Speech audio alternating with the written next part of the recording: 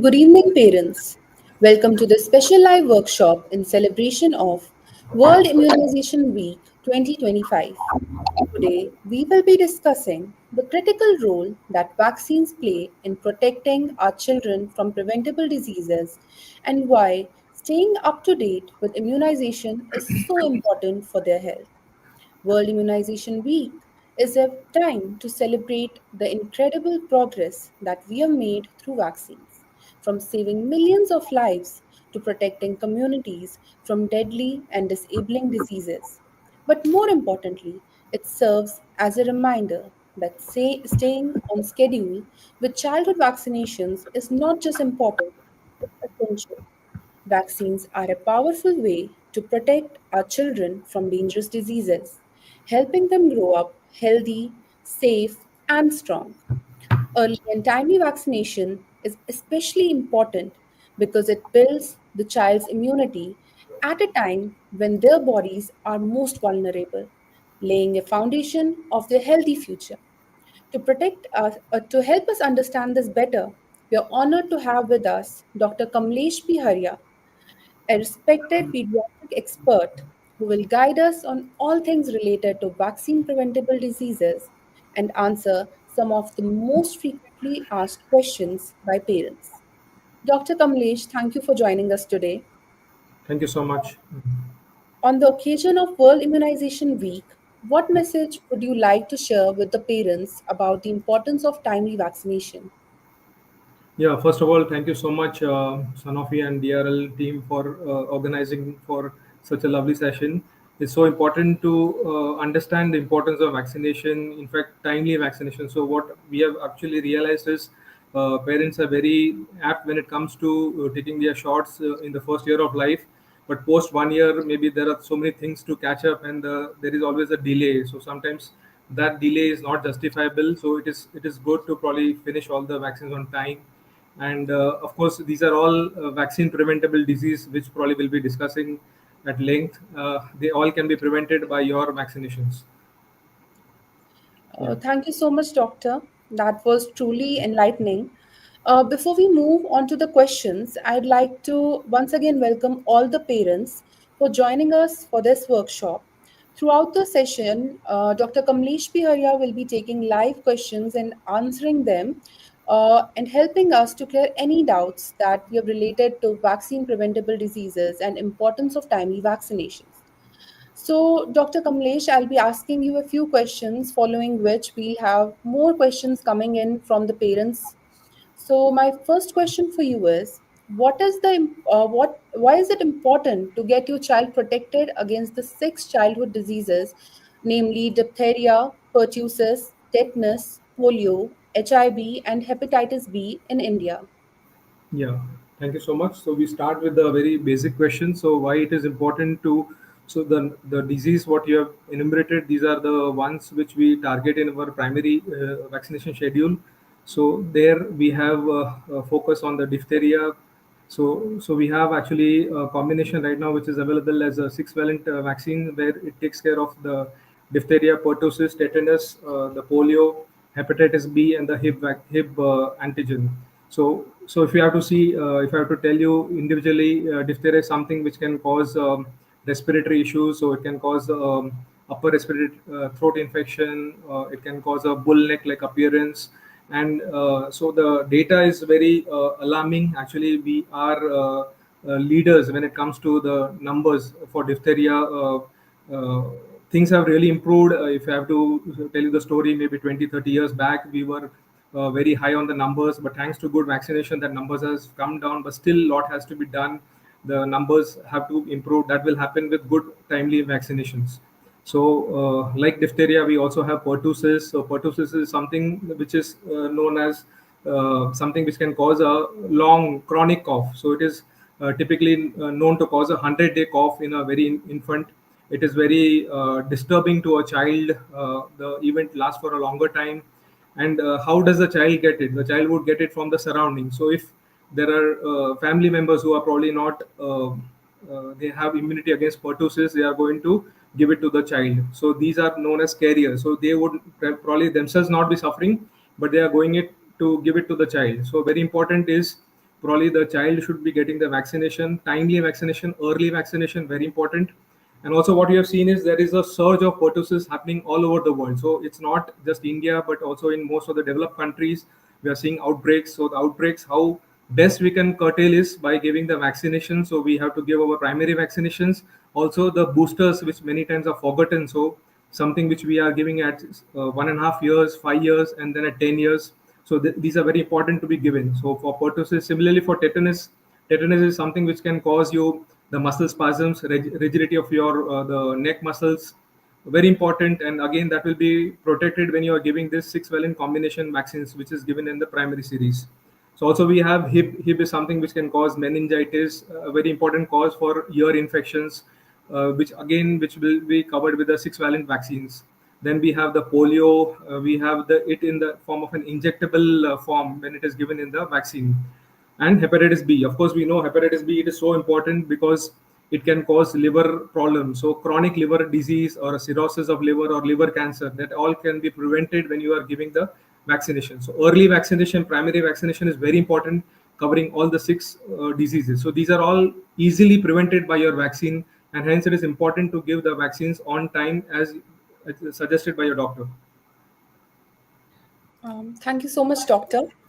The next question is, what is the recommended vaccination schedule for DTP and polio combination vaccine in children? Okay, so DTP, polio, and we also have HIB and we have hepatitis B. So as I discussed, it is available as a combination. So initially we had as a five valent combination. Now it is available as a six valent. So we are targeting six diseases with this combination. The schedule is like we give it early, 6 weeks, 10 weeks, and 14 weeks. So if you have relatives staying in US abroad, so there they would give it at 2 months. So there it is followed typically at 2, 4, and 6 months. But here in India, we cannot afford to give it late because we want early protection for our babies. We want them to get protected sooner. So that is why the regimen what we follow is at 6 weeks. So unlike the Western worlds where it is given at 8 weeks, here we follow it at 6 weeks. And the duration between the two is going to be 4 weeks. So it is 6, 10, 14 weeks, which we give as a primary series. So these are known as your primary schedule. And then we have a booster which is coming at 1.5 years. That is the first booster. Again, it will have this same combination. So we have a DPT combination along with HIB and an IPV. Then we have a booster, second booster, which is happening at 5 years. And again, there is again what is also important is a third booster, which I would like to term it as something which is given at 10 years. So the 10 years booster, the Tdap vaccine, is many times forgotten, and it is actually uh, probably out of the mind when it comes to giving the vaccine. So 10-year vaccine is very important, and this we repeat it every 10 years. So again, important to continue this and to maintain your vaccination card. Thank you so much, Doctor. That information really helps the parents who are watching this live right now. There are some more questions that I would like to ask you, but before we go any further, I would like to let all the parents know that we are taking questions in this live. So if you have any queries, please feel free to share them with us in the comments. Yeah. So let's continue with the next question. Yeah. Are DTP boosters important for toddlers and children at school entry level? Yeah. So as we discussed, we what we have a primary series and then we have the booster series. So you have to understand how it works. So whenever we are giving the primary series, so the antibodies are going to get developed, and we will have antibodies against that. So again, that antibodies will have some duration of protection. So it is not going to be there for a it is going to be for a finite period. So then that is why what is important is to give the timely booster. So as a result of which we have boosters happening at 1.5 years, then we have a second booster at 5 years. Why it is given? Because if you just rely on the primary series, the booster titers, the antibody titers would rise, and again it would plateau and it would probably come at a low level. Then again to maintain that level further, we need to give the boosters. That is why the waning of immunity which is happens. So we have to take care by giving the timely boosters. So very important to give your boosters at 1.5 years and at 5 years. In fact, this vacation is a good time because if at all you have missed on any vaccination, it's a good time to probably look at your file, see whatever is missing. Look at the most of the times the second booster is missed many times, and probably it's a good time to complete your schedule. How effective is the polio vaccine in preventing polio outbreaks? Yeah, so actually, if you have to see the major transformation which we probably have seen and we have realized is because of the polio vaccine. So, if I have to tell you, probably in the late 90s or something, there were so many countries which were affected with the wild polio virus. So, probably more than 125 countries were affected with the wild polio virus, and it was probably sort of endemic in many of these countries. And what it resulted in paralytic polio. So we had children who probably were having defect in their mobility, and so they had this paralysis issues because of the virus causing that problem. And so it was on a larger scale, and that is why the authorities, the health authorities, they probably took into as a challenge, probably need to improve the polio status, and they went for an eradication program. So that was a target to probably minimize and to probably try to eradicate the polio. So probably 20 years down the line, probably only two countries are there right now. So 2019, if I have to tell you the data, probably our neighboring countries like Pakistan and Afghanistan, they are the only two countries right now with the wild polio virus, while probably it is eliminated at most of the places. So very important is what we have realized is because of that drive which was taken by the health authorities, the polio, if you can see the polio disability and whatever it caused in terms of the morbidity, it reduced because of that polio vaccination. So that is why the polio, if you can see, there's a lot of emphasis. We have this pulse polio drive, which probably happens depending on whenever they get any suspected cases around that time, probably they would go for this drive. Very important is we are seeing that results. And if I have to tell you another good news is 2011 was the time when probably we had a last case of polio in India. So it was detected in West Bengal. That was 2011. And after that, so probably they do a study surveillance, and then 2014 onwards India is polio free. So India has been declared polio free because they study if there are no consecutive cases for that 3 years to follow, and if no cases were reported, that is how India got this label as polio free. But we cannot be just sitting on these laurels. We have this neighboring countries, and it is it can be very easily there in our this. So that is why this importance of the vaccinations, not to miss on any pulse polio drive, not to miss on the booster doses. So when I'm talking about booster doses, it also has one component of a polio in the injectable form. So what we follow in India is we give oral polio vaccine, which is given at the time of birth, along with BCG and hepatitis B. So before the child is discharged, we give that, and then it is followed with the injectable vaccine. So we do the best. Like if you see the developed countries, they use only the injectable polio vaccine. But what we do is we use a oral polio vaccine as a priming dose. So as to initiate the vaccine, we start with a oral polio vaccine, and it is then continued with an injectable polio vaccine. So we are using the best of the science. If I have to tell you, it is the oral as well as the injectable, and predominantly more of injectable, which is probably used right now. Thank you so much, doctor. The next question is, what is meningococcal meningitis? Yeah, so meningitis generally, if I have to tell you, there are three important causes when it comes to a child. The most important cause is pneumococcus bacteria. Then we have a hib bacteria, and third is the meningococci. So these are the three bacteria the most important when it comes to causing the meningitis infection in a child. So your pneumococcal bacteria or your hib bacteria, it is beautifully covered by your vaccines which you are giving in the primary series and the boosters to follow. But what remains is your meningococcal vaccine. So this vaccine is not offered in the government schedules. It is something which is there with the private schedule, and it is we are lucky to have a vaccine which where we can give protection as early as 9 months. So there are two dose schedules which are given 3 months apart, and it probably gives a good degree of protection to the child for to continue forward. So, doctor, what are the symptoms of meningococcal meningitis and what are the ways to keep our children safe from this disease? Okay. So meningococcal meningitis, or if I have to say any meningitis, generally will have symptoms of fever. There'll be headache. There'll be photophobia. So person will not tolerate light. He would be probably wanting to be in a very dark zone. He would be preferring that. He would have nausea, vomiting. he would be irritable, or he could be lethargic, he could be drowsy, he could be probably going in a stuporous condition, he could have convulsions. So these are broadly the symptoms for any meningitis. But when you talk about meningococcal meningitis, it is something different. So if amongst the causes also, it is the third most important cause. It would be the incidence would be less when you compare it with a pneumococcus bug or a hip bag, but it is more devastating, more threatening. If I have to say in terms of the time what it gives you, it is very less. So the symptoms, the deterioration is fast. The initially the patient would probably have something which would behave like a viral infection. Probably it is very difficult to differentiate viral illness to meningococcal meningitis in the early phase, because the child would have something like a headache, a fever, a malaise, a sore throat. So all typical of a viral flu illness what would present.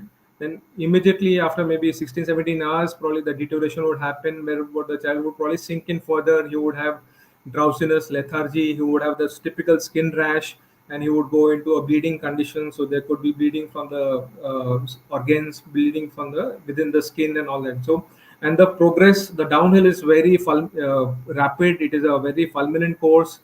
The time what it gives you is very less. So generally, the deterioration could happen in probably 24 to 48 hours.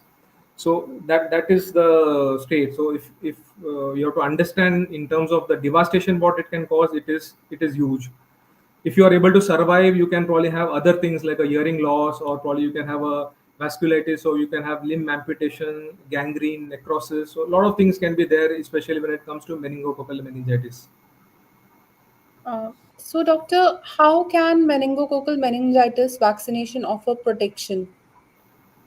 Yeah, so protection is important because, as I discussed, this is something where the clinical the physician has to have a very high degree of suspicion to probably predict if this is something like a meningococcal meningitis. So sometimes in the early phase, it could be easily, as I discussed before, it could be easily mistaken for a viral flu, and then that deterioration could be very rapid. So very important to have this protection early, and we are lucky to have a vaccine, as I discussed also, that in the form of conjugate vaccine, which is given at 9 months, which can be repeated the second dose after 3 months. So 3 months is the gap, 9 months is your first dose, and 12 months would be your second dose. So by giving this vaccine, you would get adequate protection for against meningococcal meningitis. So, So doctor, what you are do, there one more thing, what I have to tell is, unlike the other meningitis, pneumococcal is something where it can cause an outbreak. So an outbreak-like situation is known with meningo, unlike with your pneumo. So pneumo, it would be more limited, maybe to that person, and maybe someone in the close contact who's probably an immunocompromised. But meningococcal meningitis is known to cause outbreaks. So there have been regular outbreaks happening. So in Delhi or East India, or even probably some parts of our central India. So there have been outbreaks regularly happening. So it is very important, and this is vaccine which is probably not there in the our government domain. It is not much discussed, but again a very important vaccine because it prevents mortality and morbidity. so, doctor, are there any risk factors that put a child at a higher risk of developing meningococcal meningitis?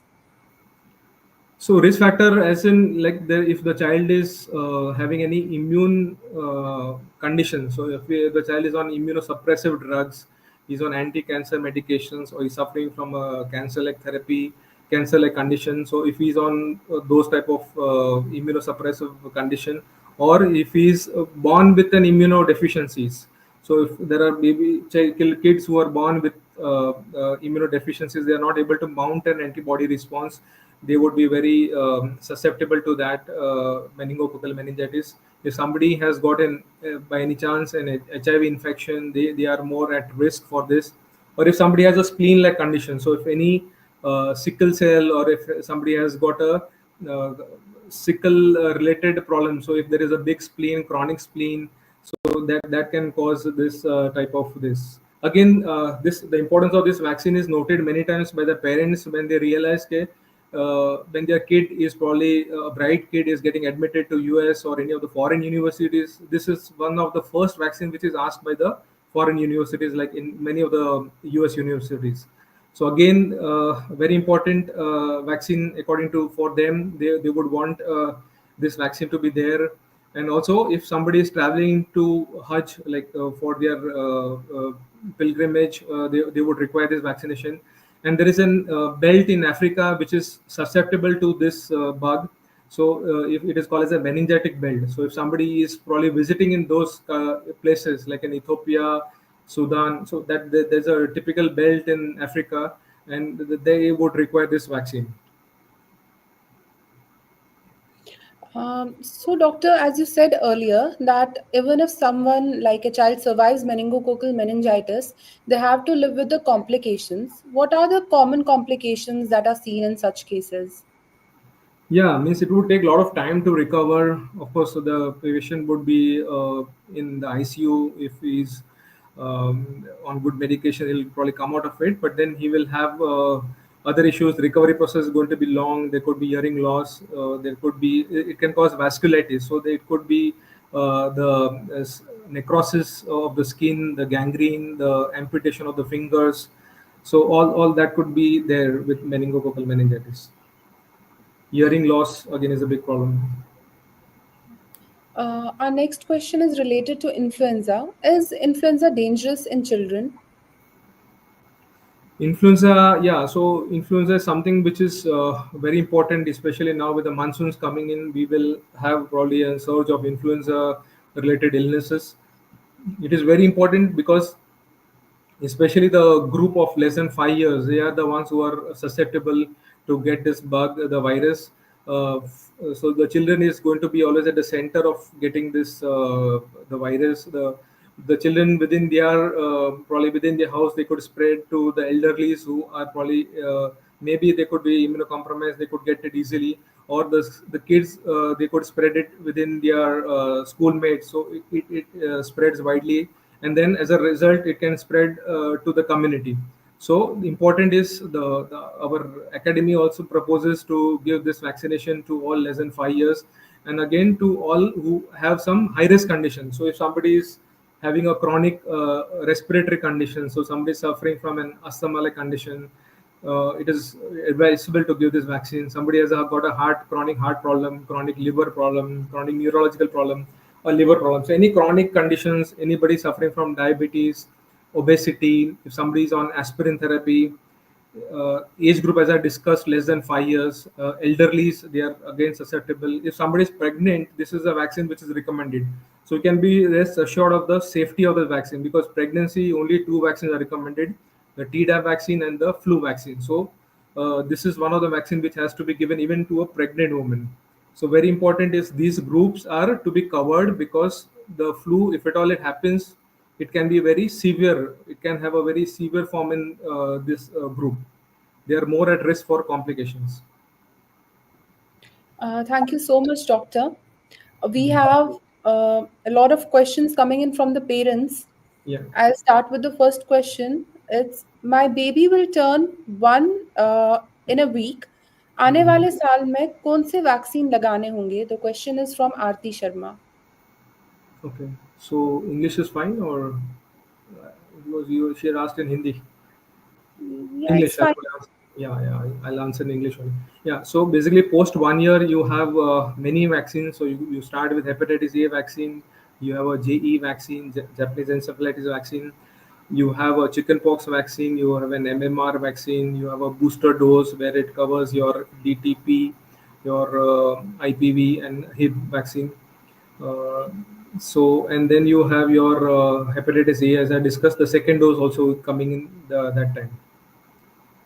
So there are many vaccines. It is not just the end of the story. There are many. So generally, everybody asks, or probably they get exhausted, but probably they will have vaccines till probably 1.5 years, and then probably it is your annual flu shot. What would be required?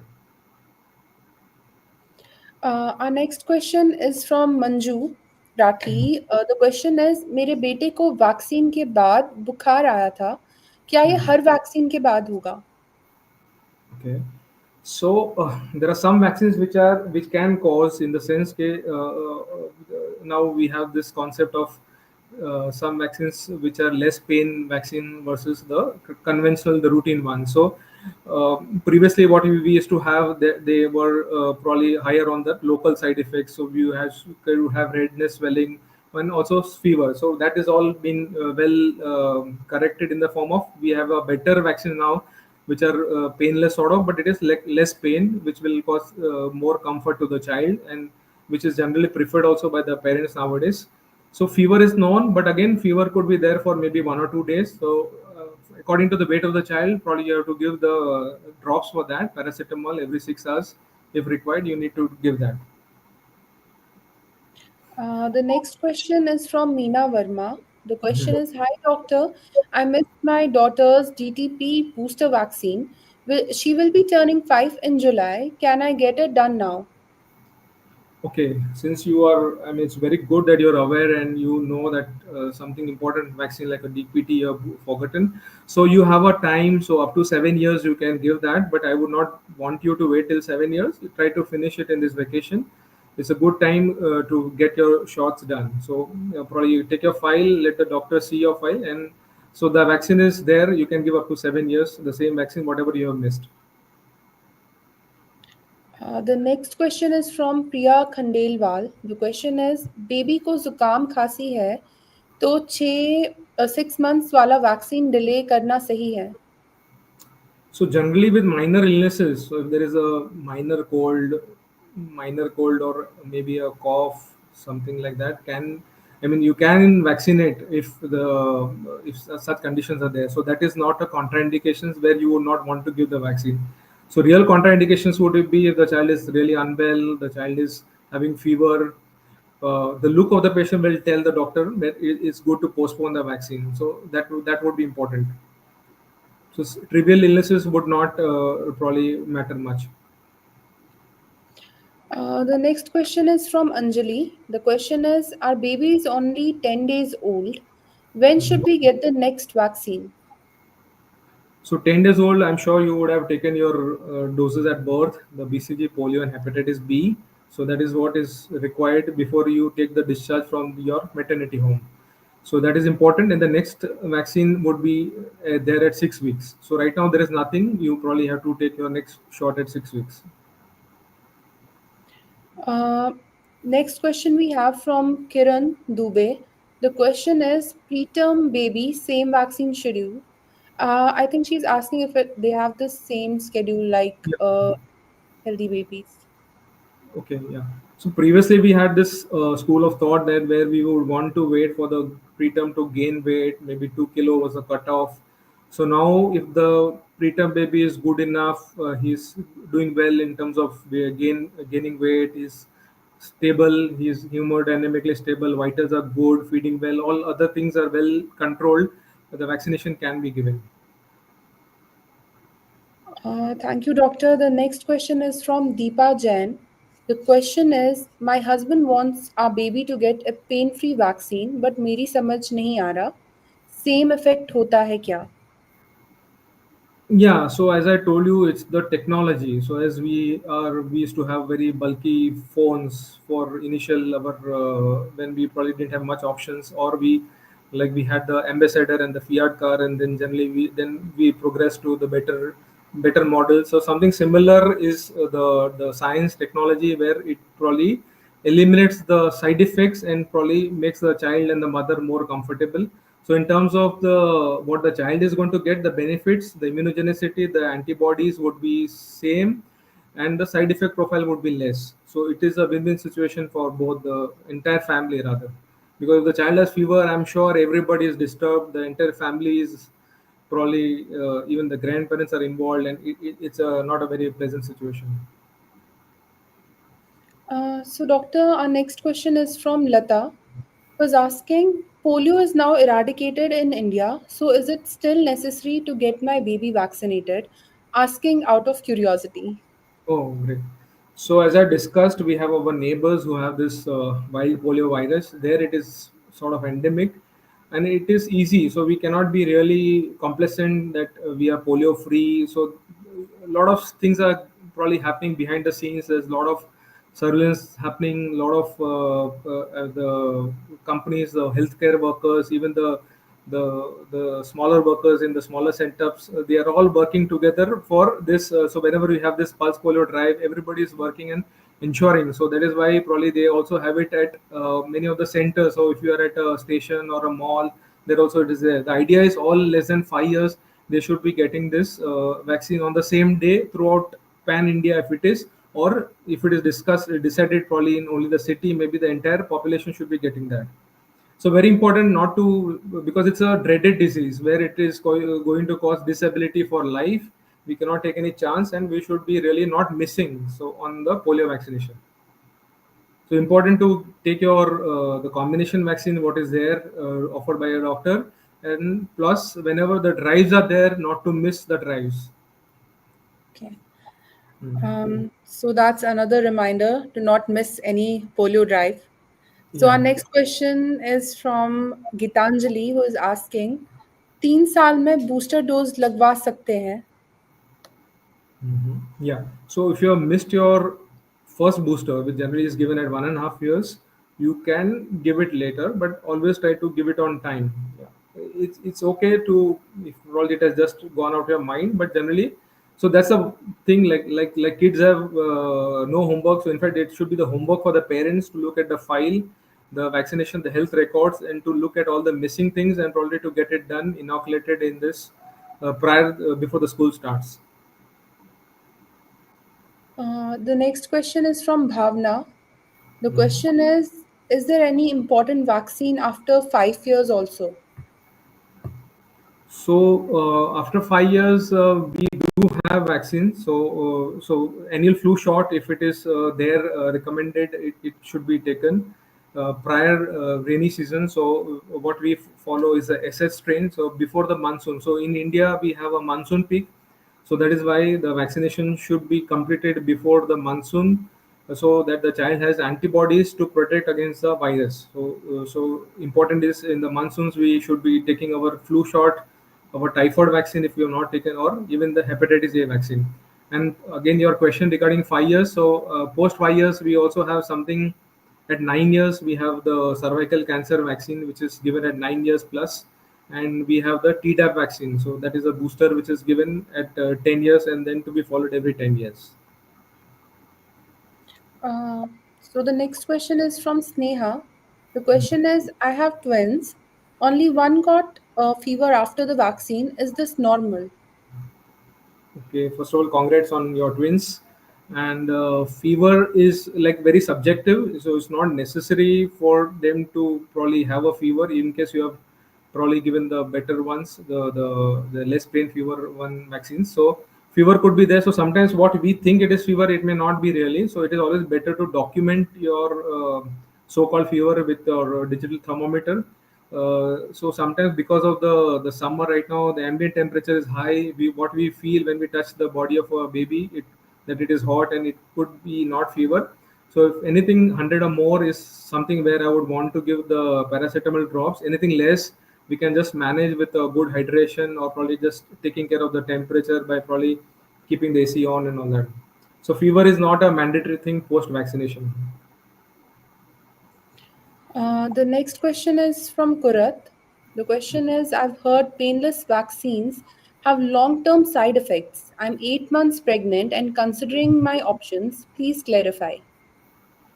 So I don't know from where you got this information. So basically, painless vaccine, as we discussed in terms of the profile, it is a win-win situation for both the mother and the baby. The local side effects are less. So if you have to compare the pain, redness, swelling post-vaccination, that is almost not there with the painless vaccine. Again, the systemic side effects of fever, or sometimes if you have to give the conventional vaccines, there could be constant crying of that infant for more than 3 hours, or the child could go in a very hypotonic state, or the child could probably have a fit because of the high fever. Fevers also can go very high, 104, 5 like that. So all those things are very less when it comes to a less pain vaccine. So the whatever information you have got is probably the opposite. In fact, it is the reverse is true. So, a wonderful piece of information shared by Dr. here. Our Yeah. next question is from Mishu. The question is, Vomiting after vaccination is normal, sir? Question mark. It can happen. So if you have your rotavirus vaccine, it is like a good volume. The child is actually going to swallow. So probably when you're injecting, the child is actually crying too much, and that time probably if the drops are given, and so the child could have some reflux and the child could vomit. So that could happen, and even post vaccination sometimes it can happen. So it's not a very regular or a common feature, but it is okay. I mean that's not something where you should be worried for. Our next question is from Varisha. The question is, I've heard government hospitals do not offer all vaccines. Is private hospital vaccination better?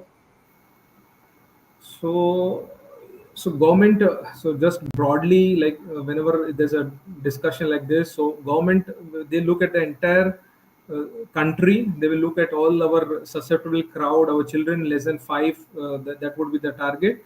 So at best, what it can give with the resources that is planned versus when it comes to an individual. So if I have to give something when it comes to my practice, I can offer them what is beyond or what can be required much beyond the one which is offered by the government. So individual protection can be offered best with the private setup. There are some vaccines which are probably not given because it would not cause any mortality. So for them, for the statistics data, the mortalities would be more important. But then again, a morbidity. If somebody has a typhoid, he is going to be off school for maybe 10 to 15 days, or something like a hepatitis A or something like a chicken pox. So all these are vaccines which are not covered by the and they are covered with the private setup. So it is important you can have a one-to-one discussion, and it is important to include that. Thank you, doctor. The next question is from Shan, who is asking, measles vaccine का एक dose हो गया है, दूसरा करना भी जरूरी है क्या? या इनफैक्ट दूसरा नहीं तीसरा भी करना ज़रूरी है. So what you have is at 9 months, you will have something at 15 months, and then at 5 years. So initially when we started our practice, it was just a single dose of measles. Then we had an MMR given at 15 months. So all that has changed. So probably they have done a lot of studies and data coming, and where they have shown that probably what is required for optimum protection is 3 doses. So the first dose is given at 9 months. 9 months should be completed. It should not be like starting of 9 months. The 9 months should be completed. Then at your 15 months, and then at 5 years. Again, the 5 years is something which is many times missed a lot. So 5 years vaccination is a challenge. So please look at your records. I'm sure the 5 years vaccine is pending for most. You can get it corrected. Thank you, doctor. The next question is from Preeti. My child is 1 year old. Vaccine के बाद apatite कम हो गया, normal है क्या? So for a day, the child could be a bit low because the child is, especially if you're talking about the primary series, the child is getting uh, two vaccines with different antigens given on the same day. Your child is strong enough to take it well. So generally, just for the 24 hours, he could be a bit low on the energy, but I'm sure he's going to bounce back after 24 hours. So just a matter of 24 hours where he could be a bit low, and then things are all good the next day. Appetite wise, generally not much of a difference. So we have a question from Ashwari Jay Singh. The question is, vaccine के बाद pain relief के लिए क्या कर सकते हैं? Okay, very good question. So, first of all, to start with, to prevent it, you can use a less pain vaccine. So that would be something which you can look at. If you want to give the conventional one, then something what we also advise is ice application locally. That should be done. It can be so if there is some local issue, you can probably be doing it 3 to 4 times in a day. And if there is a fever, documented fever 100 plus, then we will give paracetamol drops, which can be given every 6 hours, depending on the fever, the range of fever. So we have the last 5 minutes left, and we have more questions coming in. Yeah, please, The my first pleasure. question is from Kriti. The question is, my baby is 6 weeks but underweight. Should I wait for vaccine? Yeah, so as we discussed, so if the weight, the child is stable, weight is good, weight in the sense baby has been gaining weight. So post the discharge, the gaining weight is reasonable. So we don't want a very high. So whatever is required is happening. Vitals are stable. So more important is the child is not having any respiratory distress, or the child is not having any health issues. So if there are nothing, then the doctor would definitely give the vaccine. The next question is from Suraj Basera. The question is, does my baby need a flu shot if we are traveling to another state? Okay, so flu shot is so right now this is the season. In fact, with the rains approaching, we are advising all to get their flu shots done. So it would not matter. So only if you look at India, the top of India, if you have to say Kashmir is something where the it is more of a winter peak. But again, otherwise, if you are going anywhere else, you would require this vaccine to be taken prior the rainy season.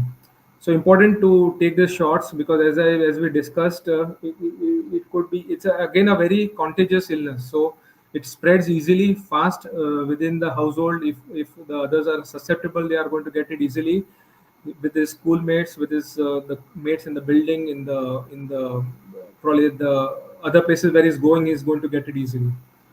So yeah, it is an important vaccine not to be missed. Okay. The next question is from Arpita Tiwari. The question is, vaccine कराने के तुरंत बाद breastfeeding कर सकते हैं? Yes, yes. So breastfeeding is never a contraindication for any vaccine. You can, in fact, you can do it immediately also. Next question is from Ankit. ज़्यादा vaccine करने से बच्चे का इम्यूनिटी वीक होता है क्या? No, no, absolutely not. In fact, you are trying to protect the immunity. So if he is going to fall sick, he is going to probably have those, the of course the absenteeism from the school, and he's probably going to suffer. So why make your child suffer? So it is it's why again why it is important to give this, why the schedule is such that at 6 weeks we have to give two doses. Again, we give at 10 and 14 weeks, is because the studies have shown that the infant is susceptible very much at that age. That is why the starting age is 6 weeks, and then we repeat it with that 10 and 14 weeks, because we want the adequate protection. So the child has to get the antibodies to be fully protected against the disease. So if an infant gets a pertussis, it is a hell of a problem. As I discussed, it can be 100 days problem. Similarly, for diphtheria, polio, we know how bad it is.